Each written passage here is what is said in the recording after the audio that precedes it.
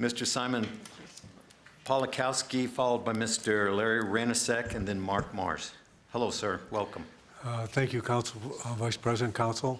I've been coming to these council meetings for approximately 4 years now. I never wanted to come down here. I used to be on public access when we had live programming. A few weeks ago, somebody who had never been to council had come to council and said, you know, I observed every councilor down here. And he said, I noticed this one councilor on the left, and he could care less about what anybody came up and said here. And I said, oh, that's Councillor Harris. And I remember him from the very first time I came down here when there was a discussion about public access. His comment was, we don't want any controversy. I've come to the conclusion controversy means criticism.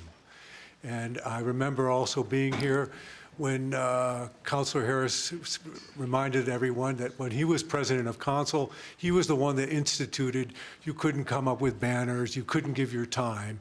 So I've, I got to admit one thing, Councillor Harris is consistent. I remember the comprehensive plan. Councillor Harris's comment, we don't want any more amendments or any more public discussion. Councillor Harris is not a threat to the First Amendment right of free speech. He's an enemy. And being an attorney, someone who is hired to speak for other people, I find this very, very disturbing, to say the least.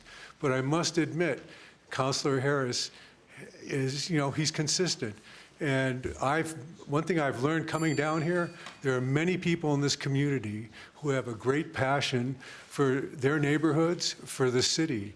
And 2 minutes is not enough for them to reach people, an audience, with their concerns. They need a real podium in order to really get their voice across. And I gotta admit, in the end, everyone's frustrated. Thank you. Thank you.